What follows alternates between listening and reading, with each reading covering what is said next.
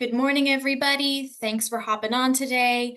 My name is Sarah Knapp, and I am the manager of the Recovered Materials Unit. I also have Hannah Tripp, who manages the STAR grant. Hannah, do you want to pop on and announce yourself? Yeah, thanks, Sarah.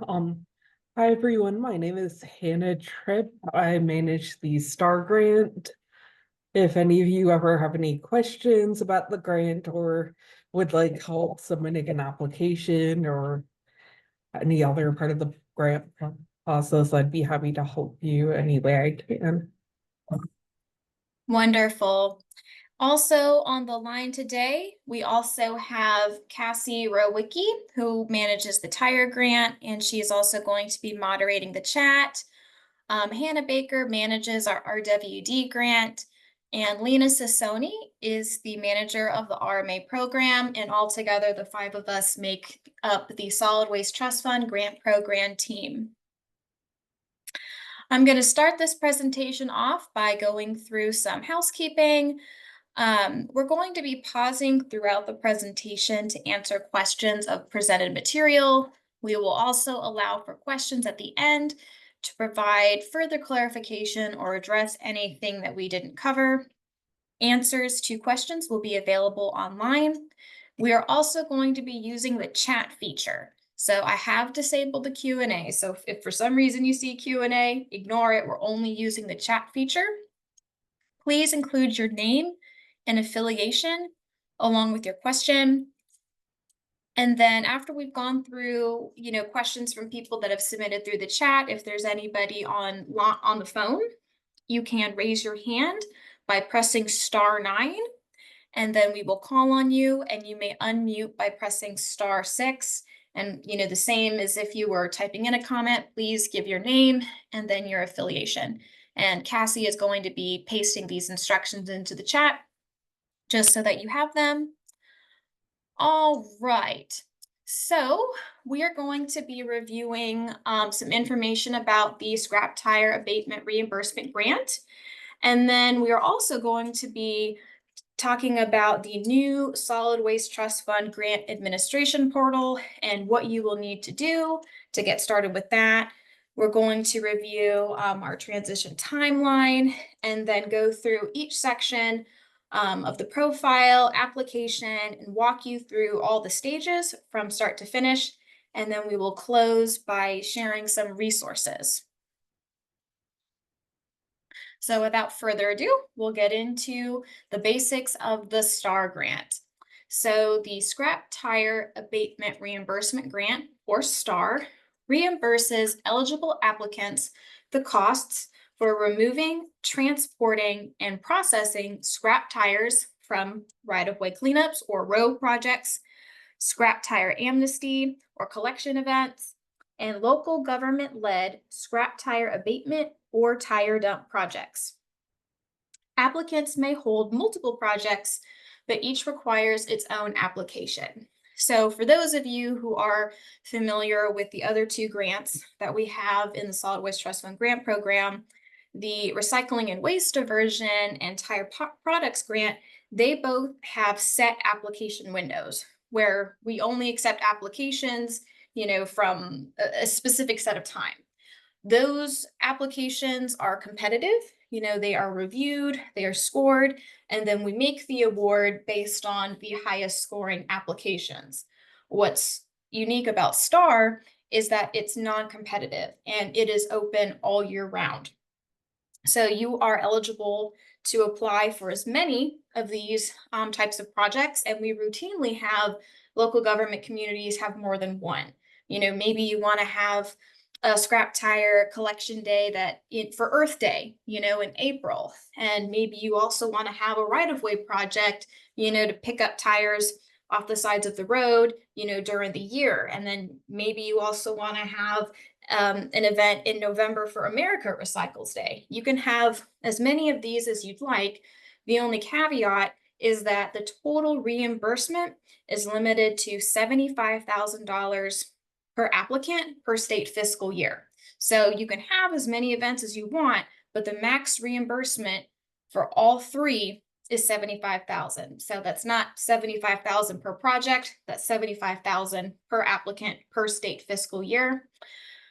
We also do have a $4 per passenger tire equivalent processing cap, and we'll get into, what that means later on in this presentation. But one of the things that we look at when we are reviewing and approving applications for STAR is that the processing fees are cost effective, right? This is a state taxpayer dollar funded grant program. We want to make sure that tires are being cleaned up and processed in the most cost efficient manner, which is why we have the $4 per passenger tire equivalent processing cap. So since the start of the program, over 1.4 million passenger tire equivalents have been removed and recycled statewide. So we've got this map here on the screen, and you can see that we've got a very good, representation throughout the state, although we personally want to fill up every single county. We want this entire map lit up. To date, local governments have been reimbursed over $3.9 million to cover the costs of removing, transporting, and processing these scrap tires. So I do want to mention that, as far as a city and a county, those are all considered separate entities, right? So this map is showing STAR participation by county. So it's looping in everybody in that county that has participated in the program. But as far as eligibility, each city, county, solid waste authority, each local government entity is eligible to receive up to that $75,000. So this money is out there, it's ready for you. And we're going to be talking about how you can fill out an application and benefit from this program. So we are very excited to announce our new Solid Waste Trust Fund Grant Administration Portal, which is an online grant management platform. So many of you on the call have participated in this program before, and you know that you have to go online to download the application form, reimbursement request form, and submit all of that through email. So what's great about the grant administration portal is it's going to streamline all of those processes into one space online. So, we're hoping that it's going to make things easier on your end. It's going to save you a lot of time in preparing these applications. It's also going to save some time on our end, going through. So we are very excited to share this with you.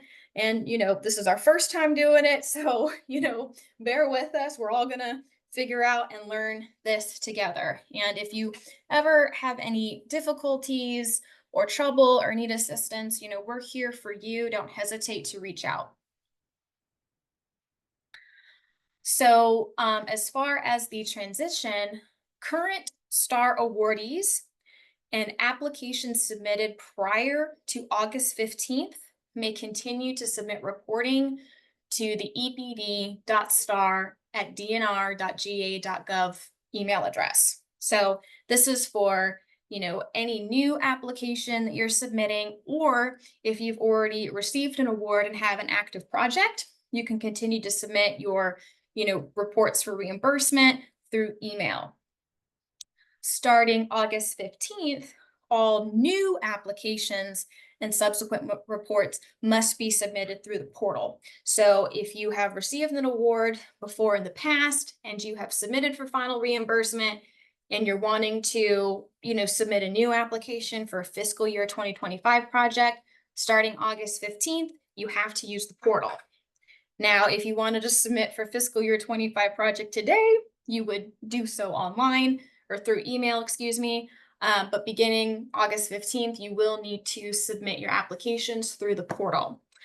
We've built out this portal not only for the STAR grant, but for our two other grants for recycling and waste diversion and tire products. We did have a training on the portal and requirements for those two grants last week. We did record that webinar, so if you missed it or if you're interested in viewing that, you can check out the recording online. And now I'm going to pass it over to Hannah Tripp to get us started with the profile. Thanks, Sarah. So before starting your application, you will need to create a profile. So what you'll need to do is visit the Star Grant portal page. If you haven't created an account with any of the other solid waste trust fund grants, you will need to click the sign up button near the bottom of the page. If you've already created a login for either the RW Deer Tire Grant, you can just use that to log in. After you click the sign up button to create your login, you just need to enter your email and create a password. The password needs to contain at least one lowercase letter, one uppercase letter, one number, and one special character. And once you've entered that, just click the blue sign up button at the bottom. After you've created your account, you'll receive an email, and then you'll be taken back to the portal homepage. And then you'll need to click the create a profile to get started. This will take you to the profile page, and you'll need to fill in the required fields, including your name, organization, title, email address, and phone number. Once you've entered all the required fields, just click the create profile button. And you'll be taken back to the portal homepage again. If you need to change anything in your profile, you can go back at any time to edit it. And when you're ready to apply, just click the square at the bottom that says get started. And as I mentioned, your organization will only need to create a profile once. All three portals under the Solid Waste Trust Fund utilize the same login information. But the three grants, the recycling and waste diversion grant, the tire products grant, and then the STAR grant, they all have their own separate portals. So you will need to make sure you visit the portal for the grant that you wish to apply for. And these are the three links to the different grant portals. You can use and again, you can use the login for all three. All right, thank you, Hannah. So we are at our first pause for questions. So Cassie, if you wouldn't mind, if you could drop the links to those portals in the chat, that would be great. And let me know if we have any questions. It's looking like right now we don't have any questions.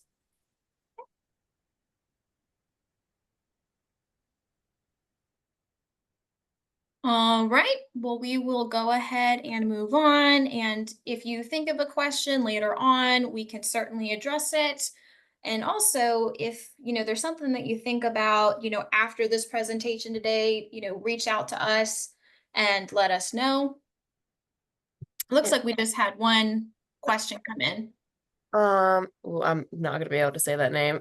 They're asking how often is the per tire fee cap reviewed?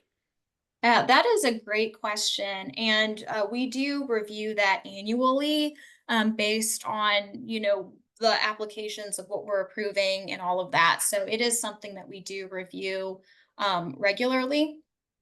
And if there's a situation or an instance where, you're filling out your application and that number's a little different, we can certainly have a conversation about that. So I don't want you to think that that's prohibiting you from applying.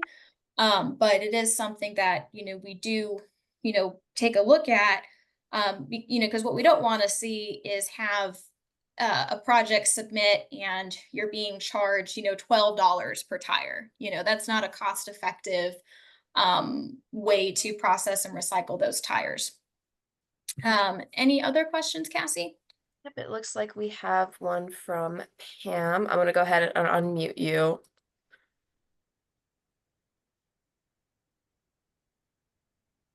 If you want to go ahead and unmute Pam, you can go ahead and talk.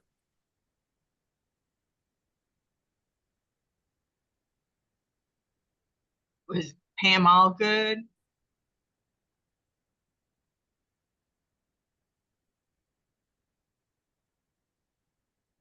Pam, do you have a question? Oh, okay. I didn't know that it was, yeah, I'm sorry. Okay. Elbert County is, just recently got back certified. And my question is that whenever we've had, some of the tire amnesty programs, that we don't generate huge amounts of tires, and trying to get a company like Liberty to come and pick them up, and you don't have a whole load of tires, they're a little reluctant to do that.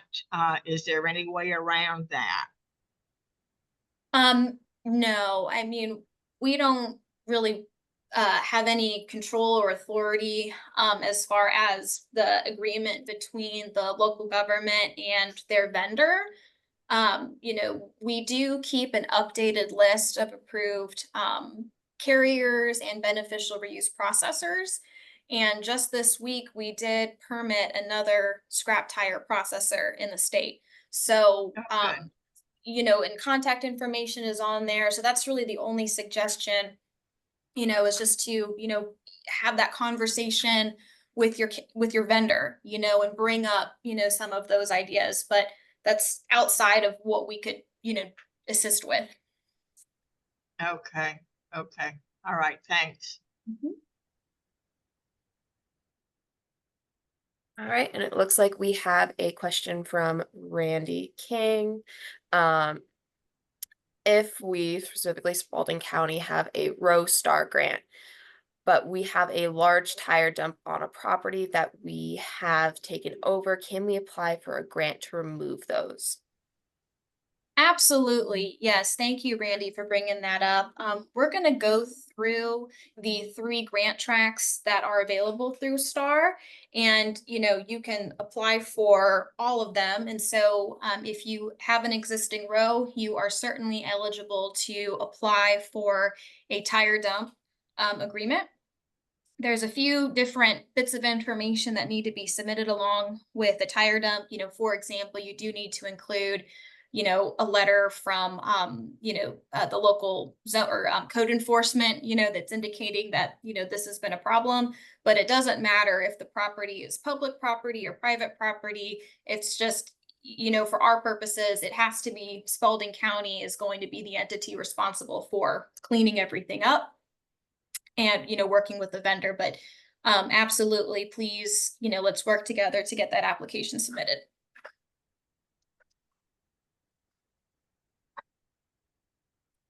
All right, well, let's go ahead and continue. Great questions and great participation, everybody.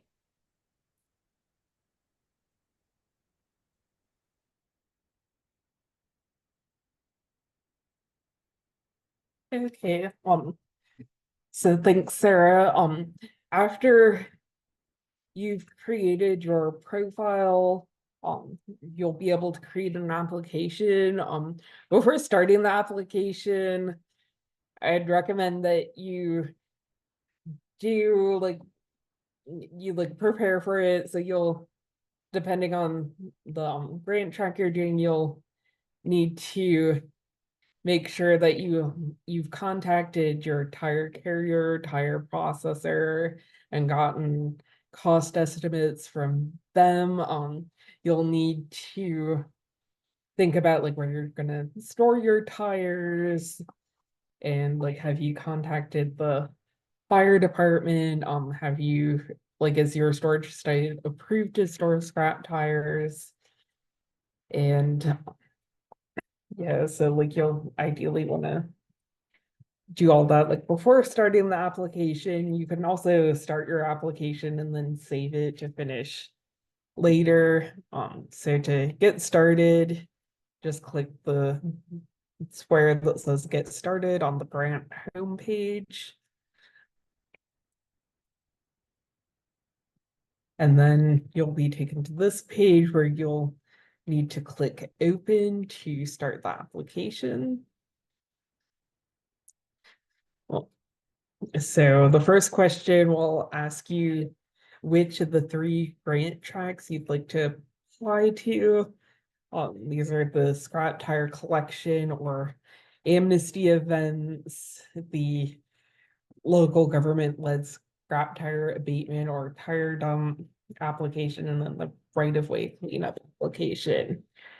For this webinar, we're going to be going through the amnesty event application, but the other 2 are very similar. They just have a few slightly different questions. And for example, the tire dump, as Sarah mentioned, you'll need a little bit of additional documentation, like a letter from code enforcement.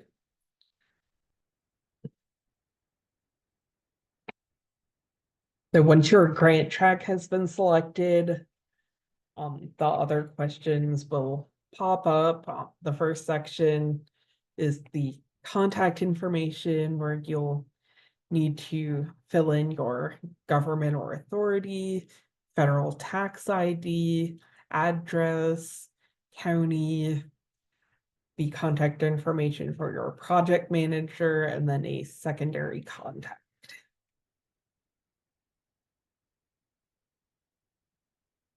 And so next is the cost estimate section. At the top there, you'll need to enter an estimate of each number of tire you're going to collect. That would be like passenger car tires, like large truck tires, and then large off-road tires. To get these estimates, you can base them on previous events that you've had, or you can also try to reach out to other communities in your area that have had STAR events in the past and have see how many tires they've collected. And then after you've done that, the total PT and tons of tires will calculate automatically. Next, you'll need to enter your fixed costs. You'll be able to get these from your tire carrier and or your tire processor. This includes the rate per ton, inbound freight, and flat fuel charges. Once you've entered those, the estimated processing costs and then the cost per PTE will calculate automatically. The next section is collection and storage. You'll need to fill in the name and address of your tire collection location. If you'll be storing the tires at a different location after your event, you'll need to click yes and then provide the address of that storage location. If they're just going to be at the same location, you would just click no and move on to the next question. The next question asks if your storage location is permitted or approved by EPD to store scrap tires. If it is, you would click yes and then list your approval or permit number. If your storage site is not permitted, you will need to click no and you will need to submit a tire storage letter. This letter needs to be on city, county, or authority letterhead. The application provides information on what to include in the tire storage letter. And once you've written your tire storage letter, you would upload it by clicking the Select a File button at the bottom.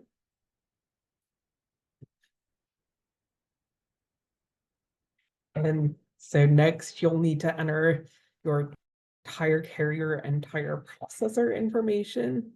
A tire carrier is anyone who is engaged in collecting or transporting tires other than new tires. A scrap tire processor is any person approved through a permit issued by EPD to receive and process scrap tires. For the STAR program, all tires must go to a beneficial reuse scrap tire processor for recycling. We maintain lists of permitted tire carriers and beneficial reuse processors on the STAR program website. You can access those by clicking on the links in the application. And we're also going to provide them in the webinar. Thank you, Hannah. Here on the screen are the links to our permitted vendors. You know, it is very, very, very important that you are using permitted vendors, which is why we ask for it at your application.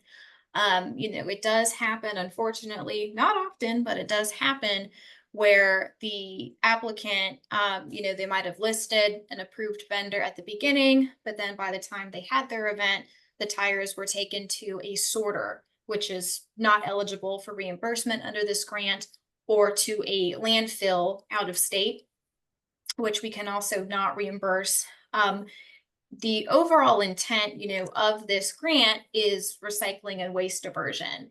And tires are banned from going into landfills in Georgia. So we've created this grant as kind of that outlet to provide a funding resource to find a way to, you know, properly recycle scrap tires. So very, very important that you are starting off in the beginning with using permitted vendors, and that you follow through with using those vendors to carry out your project. And if something, you know, changes, you know, between the time you apply and by the time you have your event, and maybe you need to switch vendors, that is 100% okay. Just email us at the grant team and let us know, you know, who you're changing to, you know, and if you list somebody on your application that isn't permitted, you know, we'll let you know as we are reviewing, you know, and we wouldn't put that forward until that has been corrected. We do have a lot of guidance documents and resources on our website for the STAR grant, so I do encourage you to check that out. And, you know, when in doubt, if you're unsure of a vendor, you know, please reach out to us and we can help you with that. Another important piece that goes along with using, you know, permitted vendors is that, you know, it is your responsibility as the applicant when you are going to apply for reimbursement. So this is after you've had your event. You do have to provide clear copies of the tire manifest. So what this document is, you know, in all scrap tires, regardless of where they're coming from, this records the travel information of those tires, right? So we look at this to make that determination that yes, the tires were properly collected, they were hauled by a permitted tire carrier, they went to a permitted beneficial end use processor, and all of that's been signed. So this is that document that we look at when we're processing reimbursements to know, yes, these tires were 100% properly recycled. So your vendors should be filling this out for you. They should, but sometimes, you know, things don't always go well, or maybe it gets lost. So it is your responsibility as the applicant to make sure that you are getting these records or that you're keeping these records. Some questions that we get, you know, is who's the scrap tire generator? So your entity who's applied for the grant would be the scrap tire generator because you have collected those tires, right? So you are the generator. The permitted tire carrier would be the vendor that you've used to haul the tires.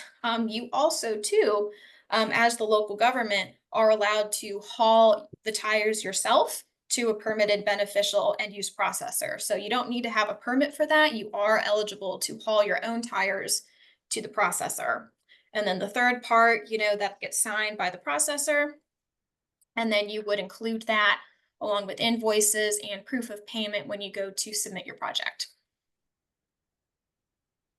And I will give it back to Hannah Tripp. Yep, thanks, Sarah. So we're getting close to the end of the application now. This next section is the acknowledgement section. All you need to do is read through each of the statements and then click on the applicable response.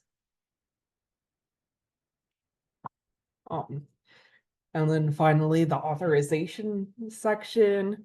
If you are authorized to sign a grant application like this on behalf of your entity, you will click yes and then enter in your name, title, address, the date, and then your electronic signature.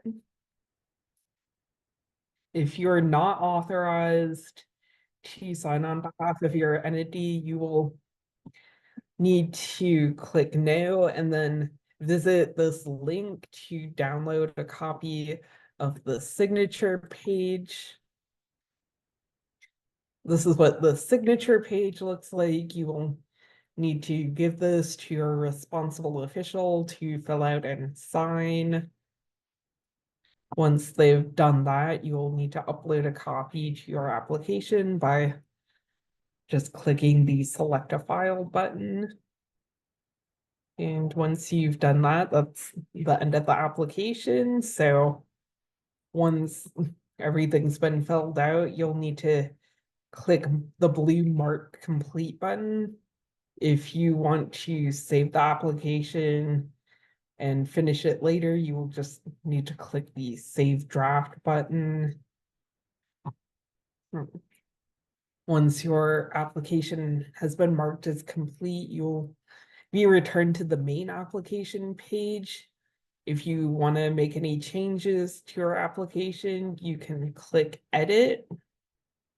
Once the application is finished, you will need to click on the green submit button in order to submit it.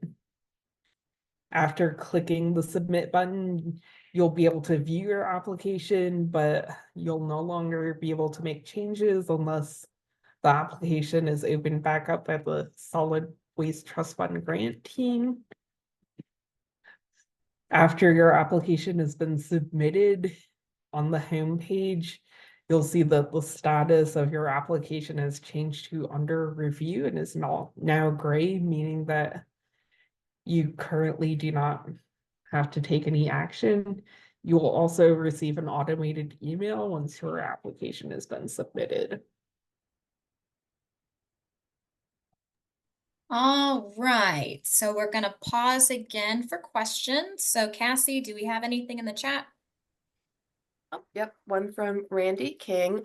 This may have been covered, but the county hauls tires to the vendor. We will have several loads to take to Liberty Tire. Can the county haul the tires to the vendor? Absolutely. The county may haul the tires to the vendor.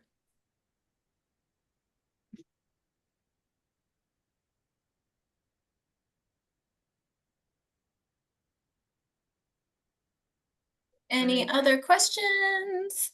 I'm not seeing anything else at this time. All right, well, we will keep it rocking and rolling.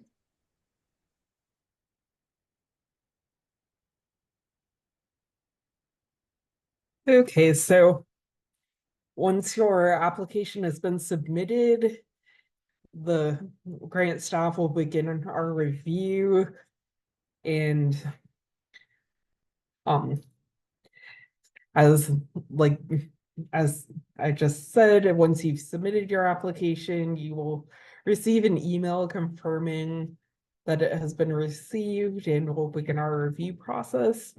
You'll also receive automatic emails whenever the status of your application changes. And you can always log in at any time to check on your status. During the review process, the card on the application homepage will read under review. While we're reviewing your application, if we require more information or need you to correct something, we'll send you an email indicating we'd what changes you need to make, and we will unlock your application. This will, if you log back into the portal, the application will be blue again and read application. You will need to make whatever changes were requested and then resubmit. Once your application has been approved, you'll receive an automated email asking you to log into the portal to download, sign, and upload your STAR grant agreement. On the STAR grant homepage, the card will be blue and say award. And you'll need to click on the card to continue. And as a note, like you may not begin any work on your project until you have received a fully executed agreement that has been signed by EPD. So yeah, I think Yeah. Sarah, a little more detail. Yeah, I just wanted to jump in there, Hannah, too. I just want to stress and echo what she said, the importance of making sure that, you know, you're holding off on any activities until after you've had that agreement executed. Your agreement is the contract between EPD and your community for reimbursement for the scrap tire collection. So any tires that are collected outside of that agreement are not eligible for reimbursement. So for example, let's say you have a right-of-way project and your right-of-way project was executed in February of 2023, okay? Anything submitted any tires collected prior to February 2023 would not be eligible for reimbursement because that was before the project was executed. So anything after February 2023 would be eligible. So I do just want to stress that it's usually not as big of a issue like as we see for the scrap tire amnesty or collection events, because, you know, those we do ask for you to submit your application at least 90 days in advance. So it's a day in the future that you're planning, right? To have this day for your citizens to come in, bring in their scrap tires, you know, it's in the future. Sometimes it can get a little blurry when it comes to the right-of-way agreement, and it is something that we do look at when we are reviewing and approving reimbursement requests. So just keep that in mind. I'll give it back to you, Hannah. Thanks, Sarah. Okay, so once you click on your grant, there will now be a new award section that's at the top of the page. In order to download your agreement, you'll need to click the view button in the box that says award. This will take you to this page that shows all of your grant details, including your legal government, the grant track, project number, and the agreement amount. You will need to click on the blue link that's at the bottom left to download a copy of the unsigned agreement. After downloading, reviewing, and signing the agreement, you'll need to return to the portal and then click the blue open button in the box that says grant agreement signature.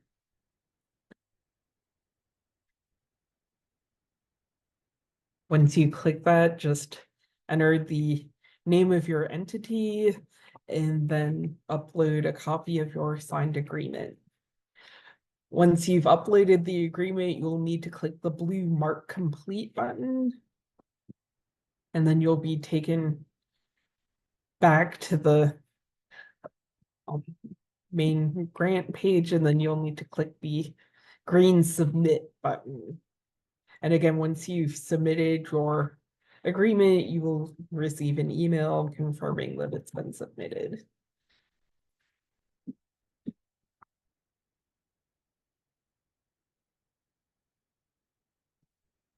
So once you've submitted your agreement, once you return to the grant homepage, the status of your application will now have changed to pending counter signature and will now be gray, meaning that no action is required on your part. At this stage, EPD will work internally to execute the agreement. Once the agreement has been fully executed, you'll receive an email in order to do your sign agreement. You will go back to your portal page and you'll be able to see that the card has turned blue again and read active grant reporting.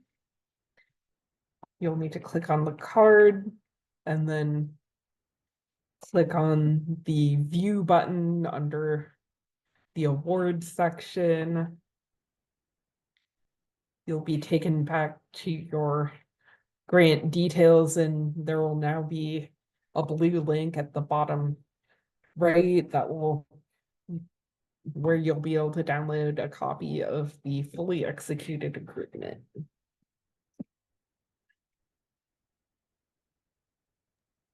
All right, we're gonna take another pause for questions. All right, it looks like we have a question from Trina Taylor.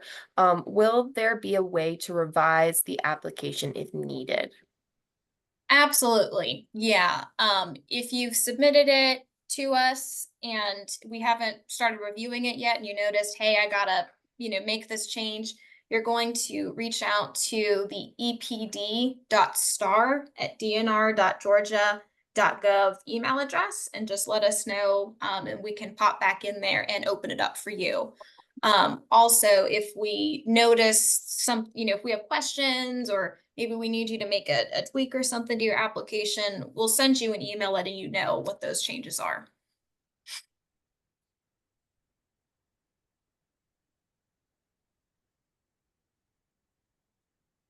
It looks like we do not have any other questions at this time. Okay, thanks, Cassie. Just so everybody knows, we're getting towards the end of the presentation. So we've just got a few more slides to go through and then we'll close with another Q&A session.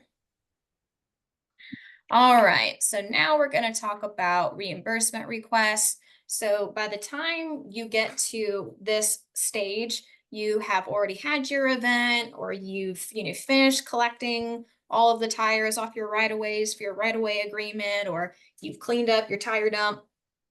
You've done all of this. You've also paid your vendor, and now you are ready to submit for reimbursement. So you will need to make sure that you've got copies of all the invoices, the manifests, and proof of payment, because we're going to need all of those in order to process your reimbursement. So here's some, we talked about the manifest earlier, and so I do just want to show a picture again of what that looks like, and then also show you a picture of what the invoice looks like. So this is more or less the receipt, if you will, from your vendor that is showing, this is how many tires we picked up and this is what the total charge is. So we need to see that. Which is then backed up by your proof of payment. So we do know that, yes, you did pay your vendor the amount you were supposed to for us to then provide reimbursement. And again, I can't stress this enough, but you are responsible for, obtaining and maintaining the manifest. So we know that the tires did go to an EPD approved beneficial reuse scrap tire processor. And I think that's okay. And so the other important things that you're going to want to keep in mind is that we do have timelines for when your reimbursement request is due. So for scrap tire collection or amnesty events, all tires need to be removed within 90 days. So you can't just collect all the tires and then they just sit there. They have to be moved within 30 days of your event to the beneficial reuse processor. You do have 90 days after event completion to pay your vendor, compile all your documentation, and then submit your report for reimbursement. For right-of-way projects and local government-led tire abatement or tire dump projects, you must begin tire removal within 90 days of agreement execution. And then your reimbursement request is due back to EPD within 30 days of that project completion. And we do keep track of, when we're expecting these reports. So we will let you know if something's a little late. All right, Hannah, back to you. Thanks, Sarah. Okay, so once you have gotten like your vendors paid, you have all your invoices, manifests, proof of payment, like photos, you'll be ready to submit your request for reimbursement. So you'll just need to return to the grant portal and then click on the blue open button where it says reimbursement requests. And then you will need to fill out the reimbursement request form that includes like your event name, the amount of reimbursement you're requesting, whether this is a final or partial payment for right-of-way events, since they can go for up to 12 months. You are allowed to submit for like a partial payment if you want to, like you don't have to, but you can. And then enter the amount of tires you collected. And then after you've entered all that, like near the bottom of the form, there will be the section where you will need to upload copies of all your required documentation. And as mentioned, that includes copies of all your assigned transportation manifests, the itemized contractor invoices, copies of canceled checks or other proof of payment. And then we also ask for 3 or more photos that were taken during the event. Once you've filled everything out and uploaded your documentation, you'll need to click the blue Mark Complete button. You can also save as a draft if you want to save your progress on your report and return to finish it later.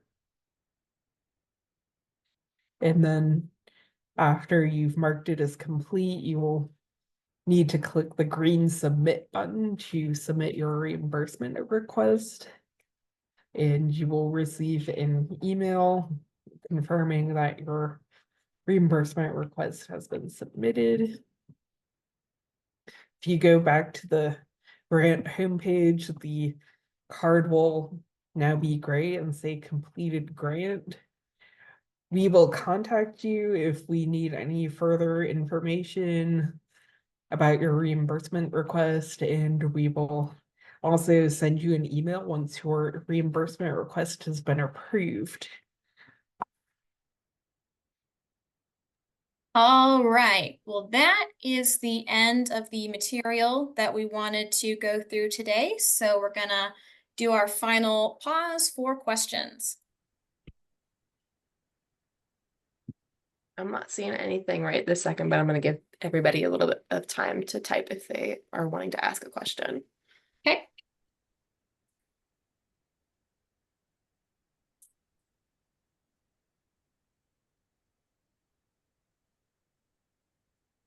And while we wait on that, I'm going to go ahead and click over to the final slide, which has the resources where you can go to access the portal, more information about the STAR grant and the Solid Waste Trust Fund grant program as a whole. And, if there's any questions, anything that you want to discuss later on, you can submit questions to epd.star@dnr.ga.gov. All right, so we do have a question from Pam Allgood again. Do we need to keep a list of who is bringing in tires? They need No. a driver's license. No, we don't need lists of who you're accepting tires from. All we need from you is just that manifest piece that's showing all the tracking of that. Several communities do require for people to show their driver's license to prove that they live in that community, but those details are all left to your discretion.